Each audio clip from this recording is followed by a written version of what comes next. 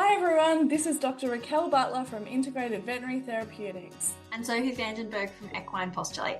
And we welcome you to the Equine Functional Posture Podcast, your ultimate source for insights into the influence of functional posture on biomechanics, health, and overall well-being of horses. Whether you're a seasoned equestrian, an equine professional, or simply a horse enthusiast, this podcast is designed to help you understand the critical aspects of functional posture. Tune in each week as we discuss practical tips, delve into expert interviews, and explore the latest research in the impact of functional posture on equine anatomy, physiology, movement, and more. Let's create a world where we empower our horses to be in a mental, emotional, and physical balance. Welcome to today's episode. We have guest Annette Kaitinis, who is the co-founder of Scoot Boot, which was established in 2015. And she's joining us to discuss transitioning horses to barefoot, which I've personally been through this journey, especially with Jelly, because he was in shoes for like 13 years before I got him most of the time.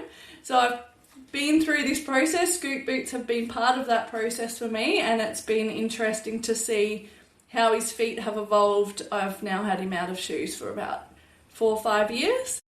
So how are you today, Soph? Very well.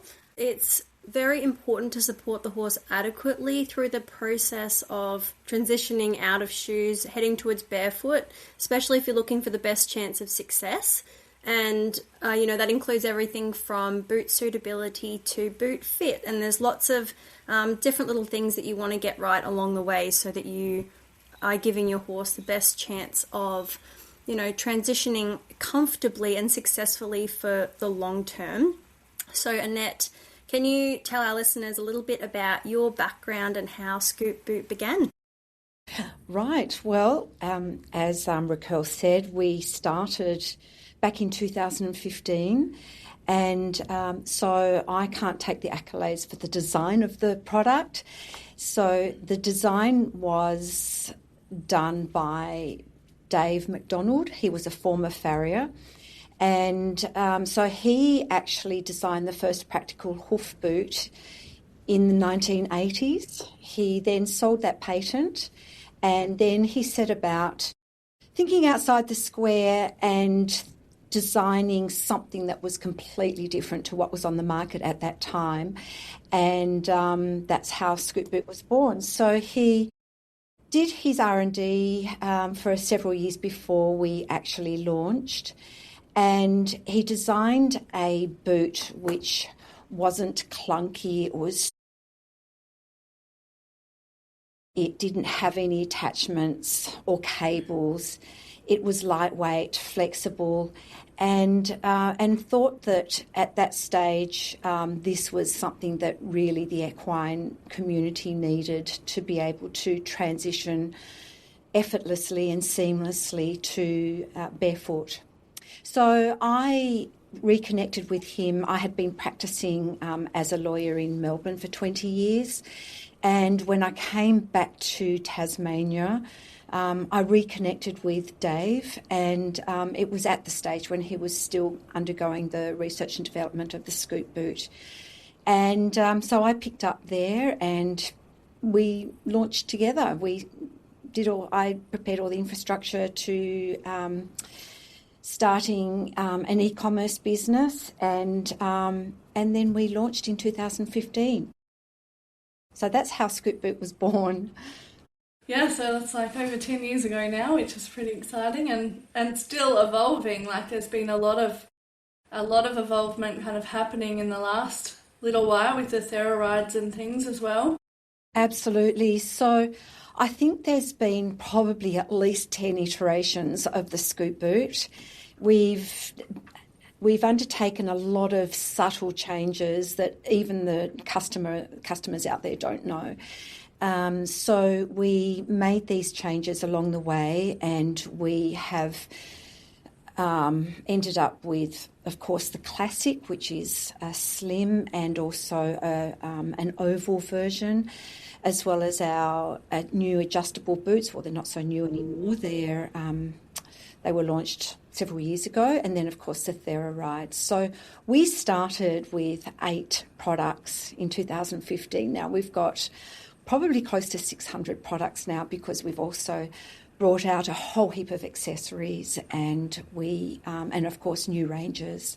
So we certainly haven't been sitting around with just the one product. We've been just working really hard behind the scenes, and of course everyone wants different sizes, new sizes, smaller sizes, larger sizes, and I'm really pleased to say that we are now working on 2 larger sizes for Scoot Boots. Wow. Because we get that request almost every day. So we don't want people to think that we're not listening to them. We are. It's just we can only do one step at a time. Yeah, that's it. And what really led you to becoming so passionate about barefoot hoof care and helping horses transition away from metal shoes? Yes, well, that's a really good question, because years ago I started riding when I was very young, and I also competed in show jumping, and I always shod my horse. However, there were also long periods of time where I kept him barefoot, and we're talking about the 1980s and 1990s, and I didn't realise at the time. I remember thinking, well, when I had turned him out after the competition season, I kept him barefoot, which was probably quite rare back then. And so I remember hoof boots coming out into the market in the 1980s, but at that stage I wasn't at that stage where I was going to use them. But when I reconnected with Dave, I started doing my own due diligence on the barefoot movement and looking at shoeing a horse and the consequences of doing that, and looking at the advantages of going barefoot. And I just went on this train of inquiry from 2014 up until now, and I don't think it will ever stop. And I realised that there's a better way of doing this. And, there are, I guess you could say it's a necessary evil, and I'm not advocating that you shouldn't, because in some instances you probably need to shoe, but there is a much better way, a more healthier alternative. And unfortunately, the mindset of people these days, they're so fixed on keeping their horses shod because that's the way it's always been done, and that's the way, and why change something when it works? Well, it actually doesn't work in most cases, and you find that the health of the hoof is compromised. So that's when I started really researching into the barefoot movement and seeing the changes in horses. And when I did my due diligence on whether I should enter into this industry, I realised that yes, it really is needed.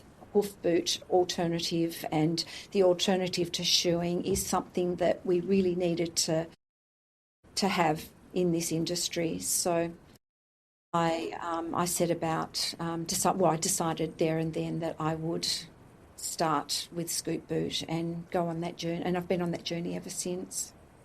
It sounds like you've been right through investigating it for your own horse, and then deciding that you were going to provide a service of value to everybody going through that same very frustrating journey. And it can be very frustrating, trying to especially when you are maybe somebody who isn't in a position to just set your horses out, or you want to continue doing things with them. And for many horses it's very important that they keep moving and keep doing things in the process, and comfort is paramount during that period.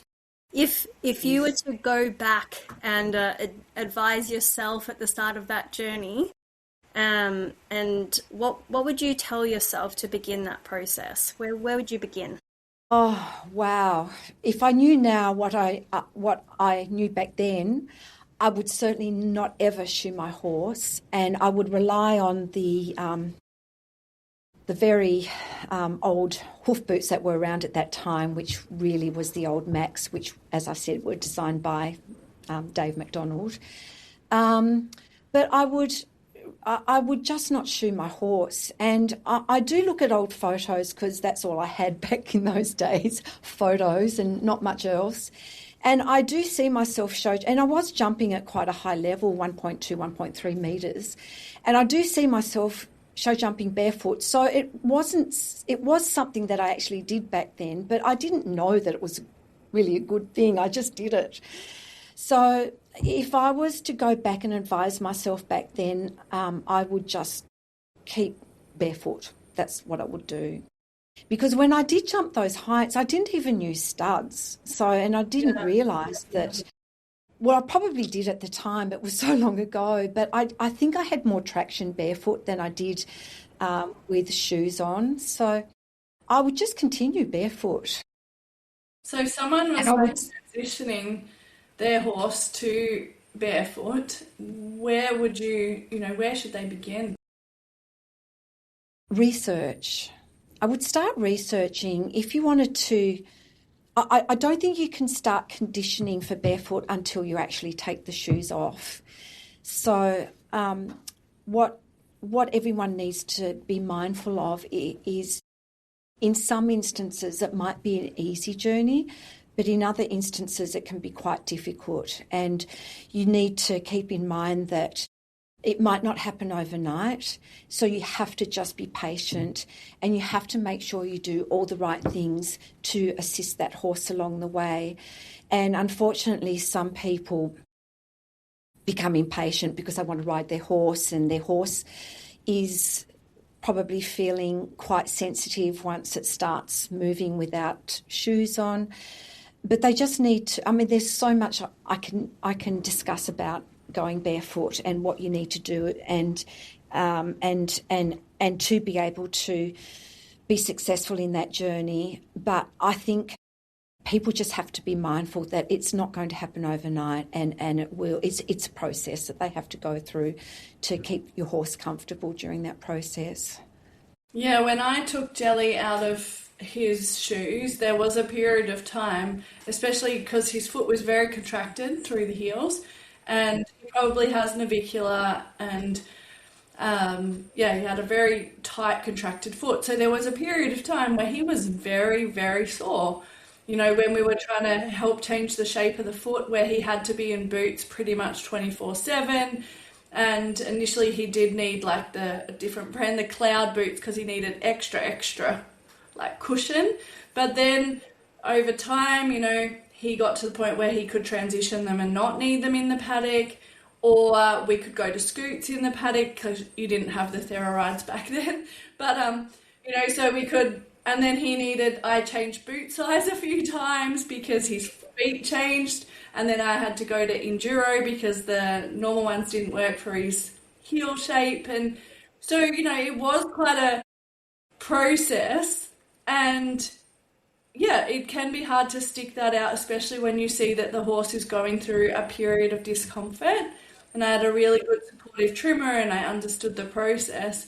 But there are times when they need the boots pretty much 24/7 through that transitional process, and we just have to manage the health of the foot through those situations. It can be challenging, and we just, like you said, got to be super patient with that process. It's a massive adjustment for the horse, because if they've been shod, and especially for a horse that's been shod for many years, or right even, at the start of its life, it's been elevated, its hoof has been elevated off the ground by virtue of the rim of the hoof. And so you're right, Raquel, that everything contracts and the hoof doesn't expand like it should. There's no blood flow. The frog shrivels up, so it becomes a structure that really doesn't perform as well as it should. And so when the shoe does come off, the hoof is just starting to feel everything again and starting to work, and starts contract out to become larger. And, I often see these horses that are shod, their heels are so contracted and they're just puny hooves. And I just think they're so confined. And it's so frustrating and sad to see that. But And also, the horse, the sole has a lot of proprioceptors, and so when it starts feeling the ground again, it really starts feeling the ground. So of course it's going to, all these proprioceptors wake up and everything starts working again. So of course the horse is going to be very sensitive, but there are lots of ways that you can help the horse along the way with adjusting to being barefoot. I could talk about those now if you like. Yeah, absolutely. Yeah. There's lots of factors: hoof condition, diet, workload, environment. What would be some of your main comments, giving people some understanding? Obviously, like you said, research is an important part. Having a conceptual understanding of the principles that you might need to adjust in your horse's management alongside something like using boots is very important as well. Yes, I think there are three major things you need to look at. One, you need to find a qualified barefoot trimmer or qualified barefoot farrier. Two, diet plays an extremely important role. And three, conditioning and protection. So, and all of those factors go hand in hand to being able to be to have a successful transition. So, and you need to, especially depending on how contracted the hooves are, or whether you've got caudal hoof pain, or maybe your horse might be entering into the early stages of navicular syndrome. It's really important to be on a very strict trimming cycle, maybe even 2 weeks until you get, because a lot of the times you'll find that the horse might have underrun heels and long toe.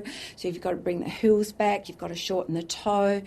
And so you've got to have that really good trimming management. And also, while I'm on the subject of a barefoot farrier, I make mention of a barefoot farrier rather than a farrier, because some farriers are only used to putting a shoe back on. So they trim the sole of the foot flat, everything, the frog, the hoof wall, the sole, everything's flat to place a shoe back on. So you've got to make sure with a farrier who is a barefoot farrier, they don't do that and they bevel the walls to emulate what you would find in a Mustang or a Brumby. Bevel the walls and shorten the toe, bring the heel back up. And so that's one of the first things. So they start using their heel and really start getting that hoof to function like it should. And then, of course, diet, a forage diet where they are able to have hay 24/7, and also they need their minerals, copper, zinc and copper.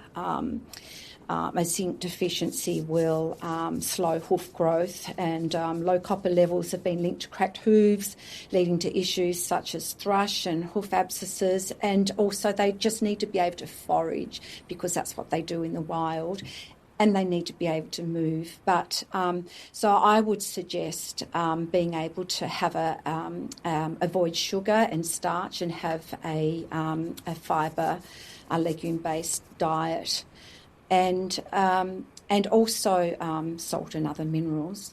So that's really important to make sure that the horse is healthy from the inside, and also conditioning. And I would also recommend, and of course this is not possible with some equine owners, but setting up a track system and having the different varying surfaces. So you might have water at one end, which might have gravel or something that's able to harden up the hooves, and at the other end and in between you've got surfaces that are conducive to making a hoof a little bit harder.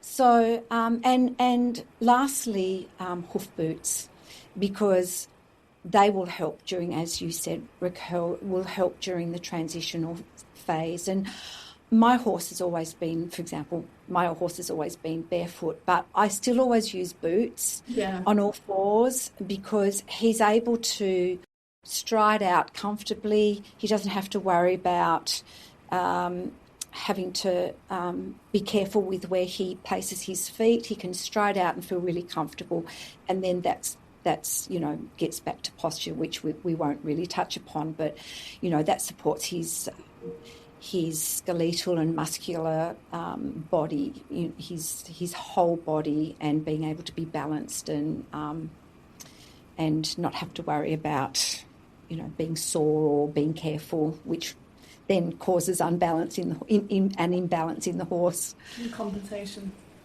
Yeah, I noticed there were times with Delhi where I would have said, from a barefoot perspective, he seemed to be pretty comfortable, and I was one day working him on a fairly firm sand arena, like an old sand arena, so it was hard underneath. And I was always like, why won't his neck quite let go? Like, the rest of his body's improving, his posture's improving, all the things are changing, but he's still got this tension in his neck. And so we put a pair of boots on him, even though we're on a sand arena, and his whole posture and his movement changed in that moment. And so sometimes it's not obvious that there's still just a little bit of hoof discomfort. Maybe they're not quite... He used to land toe first all the time. It took a while for him to even start using that caudal part of his hoof.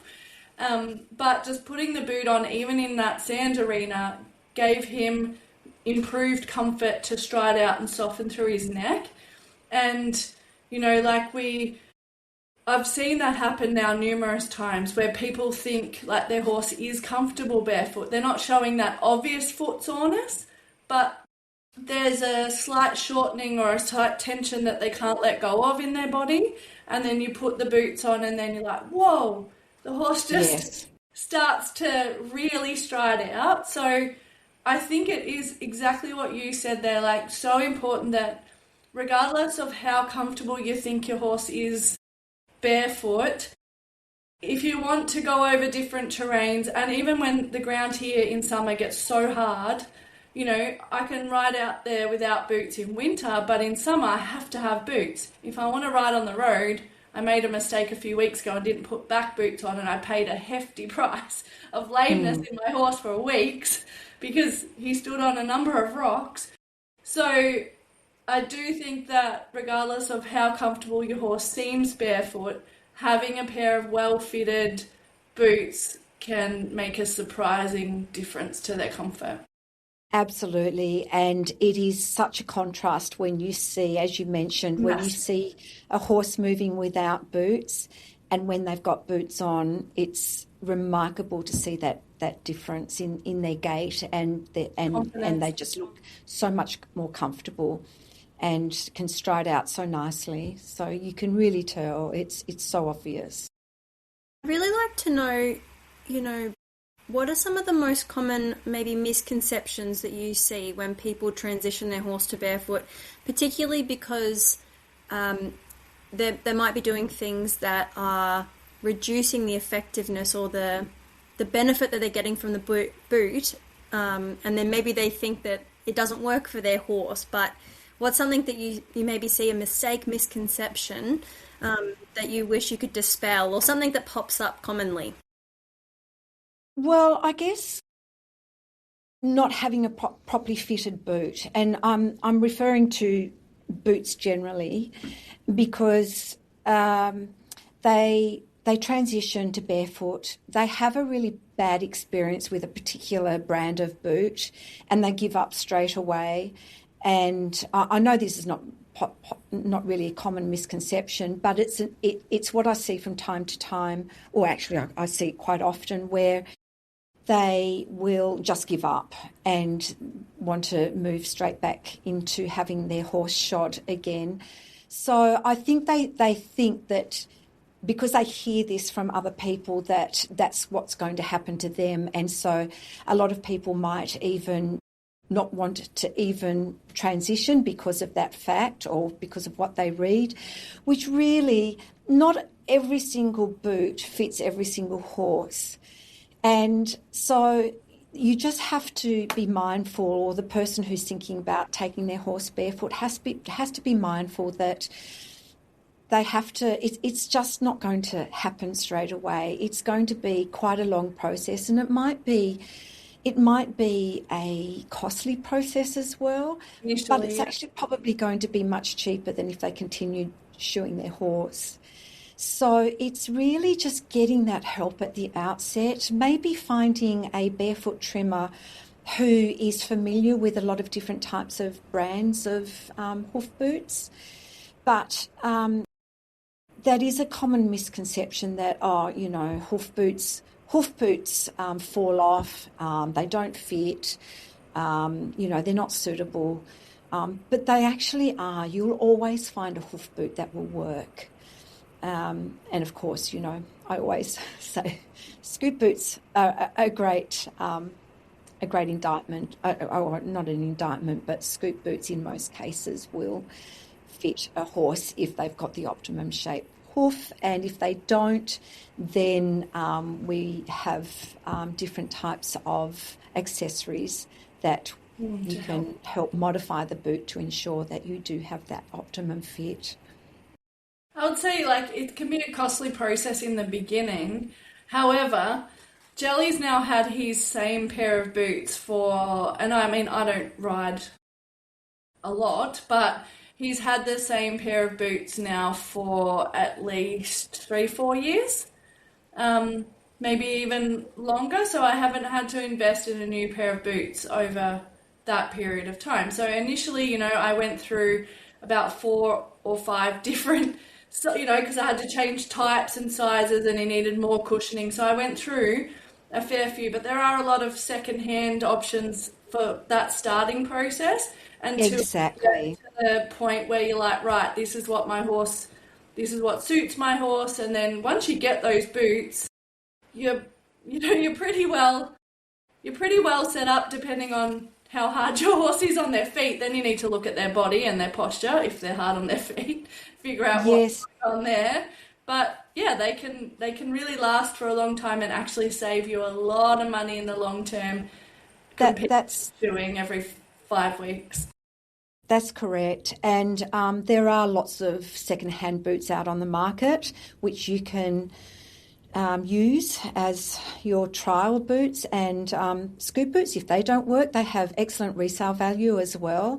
So you can find what your horse is best suited for with the type of brand. But yes, and they do last. Like scoot boots will last approximately 1,000 kilometres, which is a lot of riding. And we could make our scoot boots last a lot longer than that, but we want to make sure that the sole is still flexible. So when a horse is moving over ground that's a little bit uneven or a little bit, the horse has to actually be able to feel the ground so that it can protect itself. So we don't want to design a boot or a sole that is really hard and really thick so that the horse can't do that, because they still have to be able to feel where they're going to protect themselves. You lose that proprioceptive input there. Absolutely. That is actually important for feeling and controlling and postural stability and balance and all those things. Absolutely. So we could design a boot that would last, maybe 5,000 kilometres, but we don't want to do that because we want to make sure that the horse is still protecting itself when it's moving along different surfaces. So if someone was transitioning their horse, how long would you say it generally takes, and what should the owners realistically expect during that first few months? Because I think, like what you talked about earlier, is a lot of people give up early on within the first couple of months, because I know myself, watching my horse go through those periods of discomfort. There was a couple of times where he didn't really want to move because he had a lot of separation, and we had to go a little bit hard to help change that separation. But so it can be, challenging through that period, but just giving people a bit more awareness of, how long does it take realistically? I think to answer that question, it depends on how long the horse has been shod in the first place. So, for example, I once had a horse and he was around 15 at the time when I got him, and he had been shod for most of his life, but he had a really good farrier looking after him, and his feet were in exceptional condition for a horse that had been shod for so many years. So it literally took me a month to transition him, and he was fine with boots on. However, if the horse doesn't have good feet and it has underrun heels and long toes, then it's going to take quite some time to transition that horse and get the heel back up and shorten the toes. So, you know, that process might take up to a year to finally get that hoof at the right height or that heel at the right height. So it just depends on where you start and how good the horse's, what kind of condition the horse's feet are in. But you can do it. It's just a matter of time. And as I said, it can take anywhere from straight away, once you take those shoes off, or you just, you know, have to be mindful that it might take longer than that. But it can be done. And people do say, I can't transition my horse. He just can't go barefoot. Well, in most cases, horses can. It's just, you just need to give it the environment and the diet and the movement and the type of terrain and the conditioning, and you can do it. And of course, the right hoof boots and the protection. It can be done. And yes, some horses have sensitive soles or thin soles, and they might require a bit more work than just a month to transition. But with the proper transitioning program in place, I can't see how a horse can't remain barefoot with all those successful ways of transitioning if they're implemented. I can't see why you can't. Absolutely. How do you, if somebody's going through the transitioning process and they're not having the dream transition that everybody wants, where you basically just shoes off, boots on, off we trot, what would, telling the difference between a normal adjustment period and a prolonged adjustment period, how do you sort of tell people to gauge, you need more support either from a professional or your horse is really too uncomfortable and you need to make some management adjustments? How would you describe the line between a normal adjustment period and a horse that's becoming, too uncomfortable and needs extra support? How do you tell them what the normal adjustment period is? Well, how would you tell somebody to support themselves through that period? Or how to tell the difference between a normal adjustment period? Yeah, I think, look, it's difficult because a lot of people, have different ideas on how to do things. But I think I would just continually try and assist that person with all those factors that I have discussed, and the ways that hopefully will allow the horse to be comfortable during the transitional stage. And I think you just need to re-emphasise how important it is to ensure that you not only have the best professional barefoot trimmer, but you also have those other conditions that allow a horse to transition, and you also have the proper diet for that horse. And, we confine horses, we domesticate them, and the very least we can do is make sure that we give them the best outcome for healthy hooves. So I think it's just a matter of educating people more. And I shouldn't say educating, informing them to make these choices and to allow them to be able to transition their horse as best they possibly can. I mean, we don't just sell a product. We're passionate about the welfare of horses, and we also try and assist our customers to achieve a successful outcome with their horses as best we can. So we just need to just constantly reiterate all the ways that they can successfully transition, and hopefully, at the end of the day, equine owners, because we all want the best outcome for our horses. But at the end of the day, it's all about being educated about what you can and can't do and being informed about the best way to look after our horses. So it's just spreading that word about how they can do it. Yeah, and I think also, one of the things that could be really beneficial is reducing your trimming time. So when people are trying to transition barefoot and then they try to go on a 6-weekly trim, for example, or longer than that, then you're not setting yourself up for success. And to really give yourself the best form of success, it's really useful as an owner if you learn how to do a little basic maintenance trim yourself, so that you can trim in between your trimmer coming, so that you can get quicker change that's actually holding. And so, some owners that are transitioning, they might do a little trim every week, and that's going to be really beneficial to your success and shortening your trim cycle, depending on the growth of your horse's foot, but keeping it like 4 to 5 weeks maximum. And for some horses, a 3-week cycle is required. And even though it might cost a bit more in the short term, if you need someone to professionally do it each time, you will get a quicker result than if you have to make bigger changes at 6 weeks and then the horse is sore for a week. And, ideally we want to try to avoid that.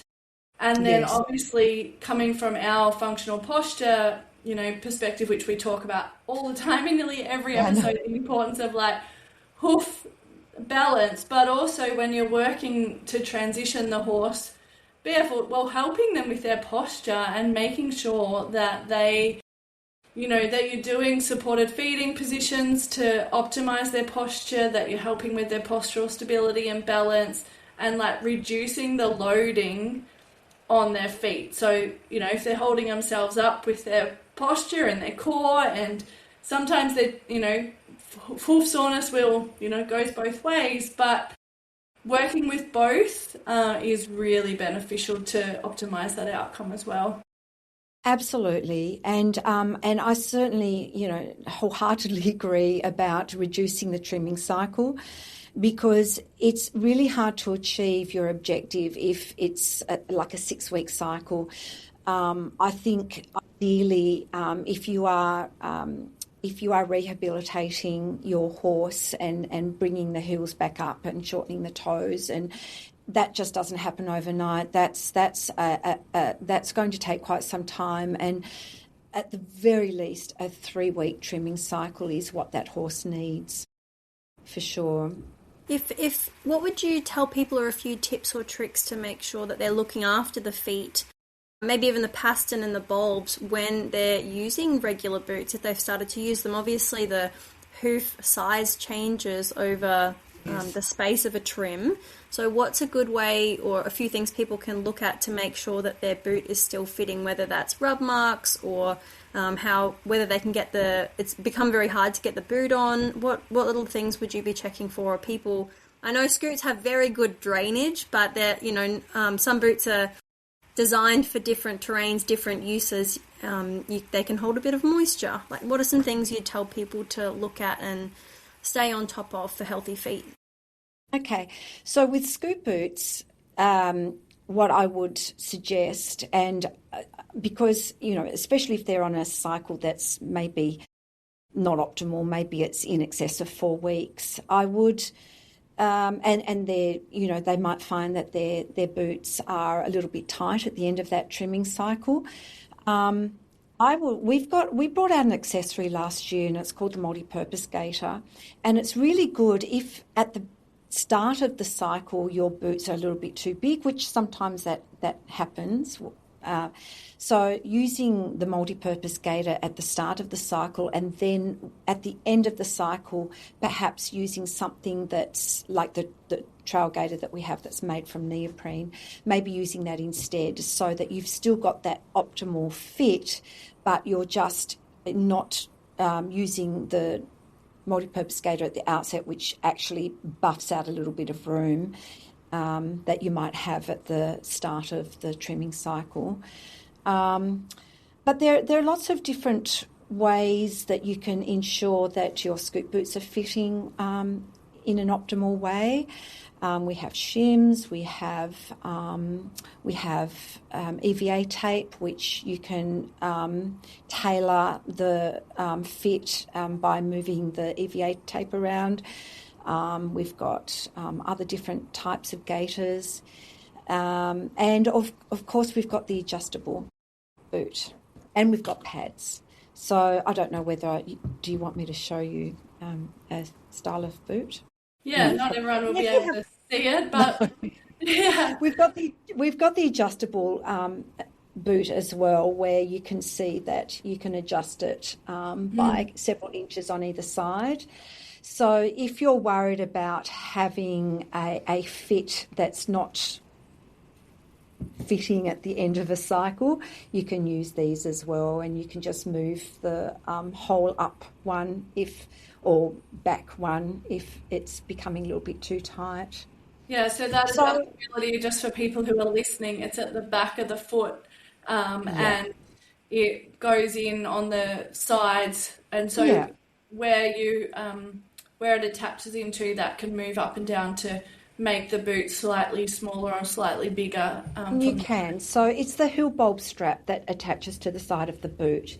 Yeah. And there's 5 holes there. So you can just unscrew the screw and just put it in the hole that is best suited at that time. But yes, I mean, there are some horses.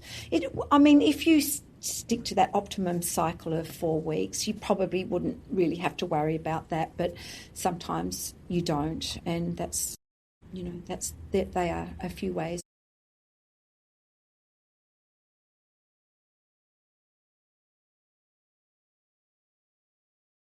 As a little piece of trivia, what's the smallest boot you guys fit? How small do you go? I've seen some very small ponies with boots. And you were saying you guys are about to bring out some very big biggies, but what's the smallest you guys would go? Well, our smallest is called the mini, but it's actually probably not the best name to call it a small boot, because it actually doesn't fit a mini.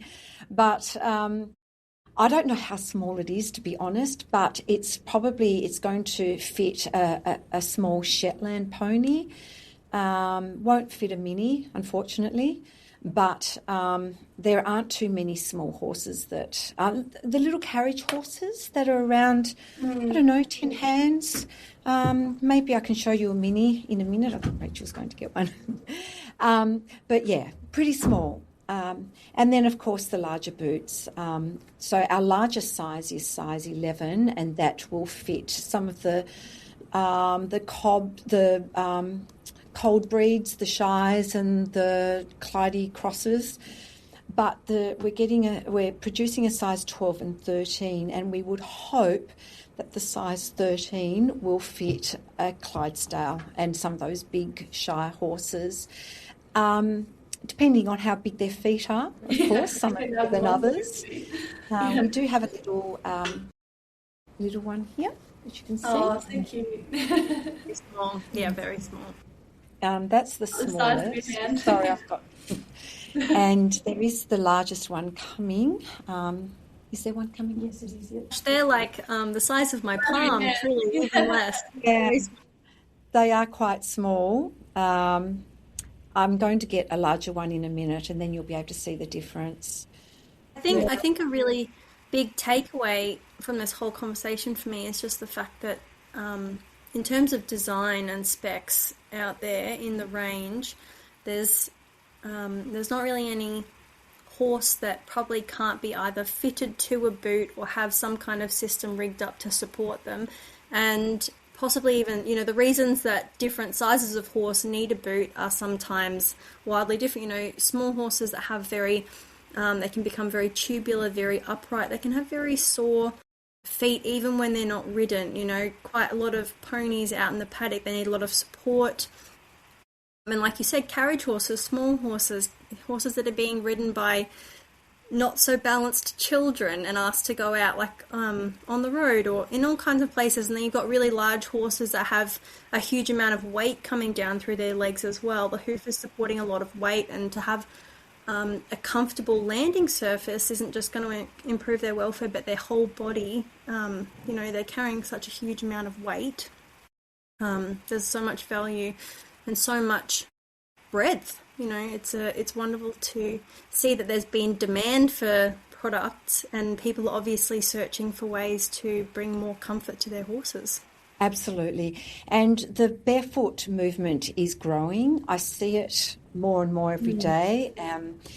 Europe which is one of it is our largest market. They're 10 years ahead of the rest of the world, and they're seeing the benefits of keeping their horse barefoot, and that momentum is speeding up as well. So you do see a lot of these, all different types of breeds, all different types of disciplines, and more people now are making sure that they are keeping their horse barefoot and protected with hoof boots. I've got a large size here now, so you can see the difference. You could fit at least 3 of those little ones in that big one. Yes. It's a big foot. So it is quite big. It's as big as your head. Yeah, it is. And it's actually going to get bigger as well, as I said, with 2 more new sizes, larger sizes. Yeah, awesome.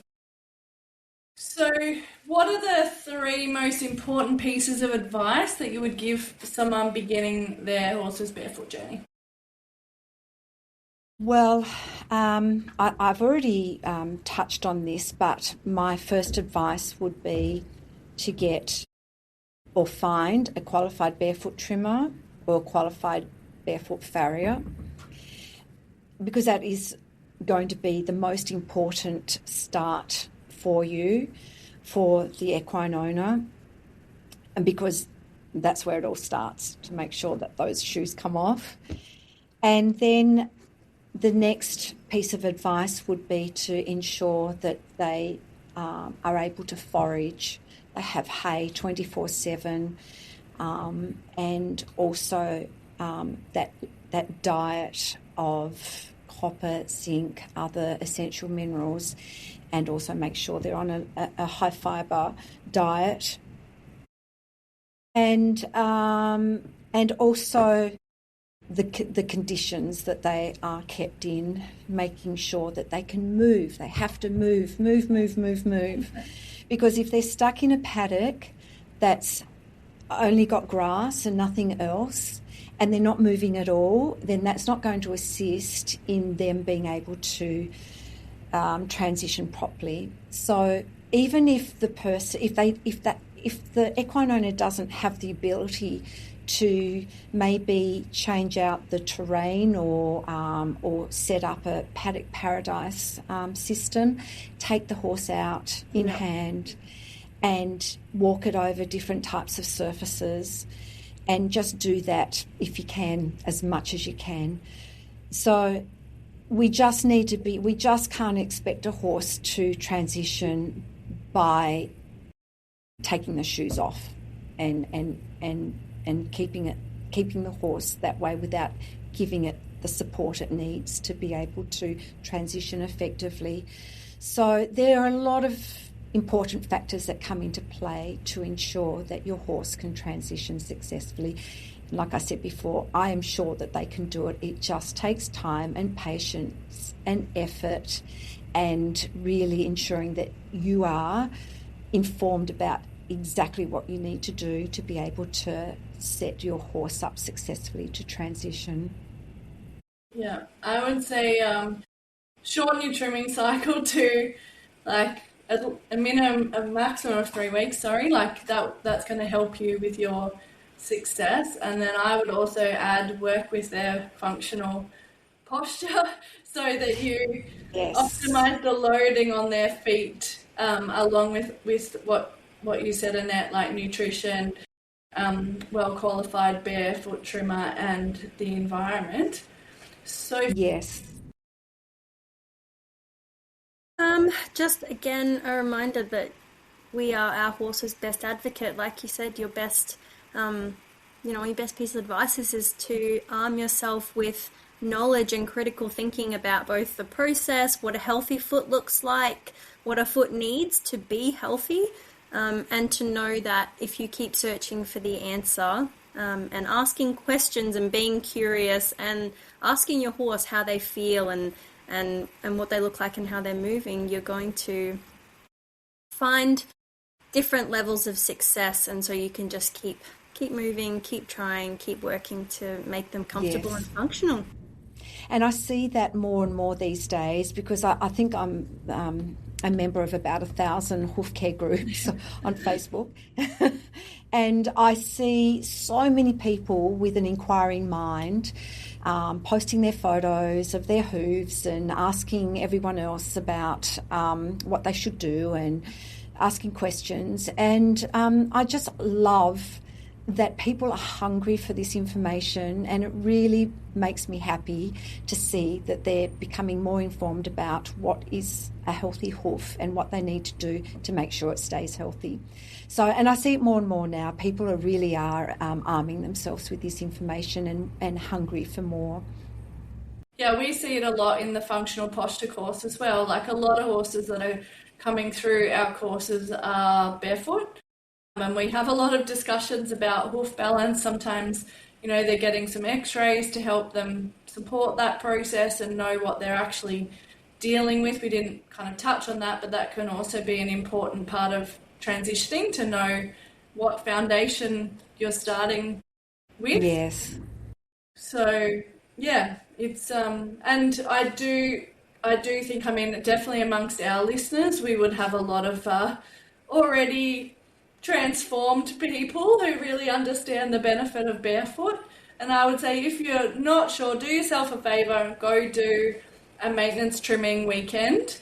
They are hugely valuable. Even if you don't end up trimming, they're still so valuable for, your eye and your observation skills to help you in that process to ask the right questions and just be an active part of the whole process with your horse. Totally agree with that. And there are lots of courses that you can do, whether it be, as you say, maintenance trim, or go out and do, do a full course on barefoot trimming. It's certainly an eye-opener on being able to understand more about the hoof mechanics and the integrity of the hoof structure, and making sure that you do whatever it takes to ensure that it is it's not compromised in any way. For anybody who's looking to either find or learn more about supportive hoop boots, where can they find out more about Scoop Boot and your story, Annette? Well, they just need to go to scoopboots.com, and all the information is there. There is a story about us, but it's only just a little paragraph. But so everything they need to know is at scoopboots.com, and we have a media centre, a blog page with hundreds and hundreds of blogs, if not thousands. So there's a whole lot of information there online that they can read about Scoop Boots, and also we have a sizing team, so we don't expect anyone to just guess what size their horses are. We've actually developed an app several years ago, which you can download onto your phone, and then you can use that to measure your horse's feet, and then the photos are automatically uploaded once you're in Wi-Fi. And they go straight to our sizing team, And so what we try and incentivise this process, because it's really difficult trying to figure out what size your horse is. So we incentivise it by providing free sizing advice to begin with, and also free delivery and free exchange if we get it wrong, which sometimes we do because we're not perfect. And so that's the process that we have, so that the customer can get the right size and the optimum fit. We also have after-sales service, so we encourage the customer to upload photos using the same app, and so that our sizing team can make sure that it is the correct fit once the horse is wearing scoot boots. And if it's not, well, then we encourage them to exchange for the correct size. So it's a hoof sizer app. Okay. It's the only one in the world. Okay, cool. That's a great So resource. we developed that several years ago because we knew that there had to be a better way to help the customer size their horse.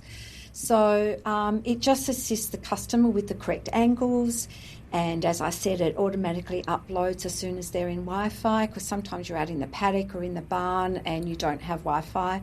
So it automatically uploads once you're in Wi-Fi, and it's just a seamless process. And so the photos automatically get uploaded to our platform. Our sizing team will look at the photo once they come to work the next day.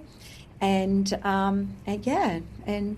will advise on the correct size. Cool. Well, any information that our listeners need will be in the show notes.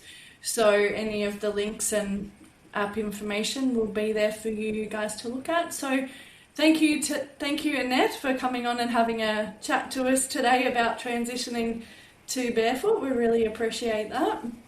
Thank you. It's been a pleasure to be here. And thank you for joining myself, Dr. Raquel Butler and Sophie Vandenberg in today's podcast. Enjoy your horse time. Please subscribe to the Equine Functional Posture podcast so you don't miss our weekly episodes, and give us a 5-star rating so we can share more valuable insights. Reach out with any listener requests for topics you'd like to hear us talk about. And if you're a business aligned with our mission, then reach out to become a sponsor of the podcast. And we will see you in the next exciting episode.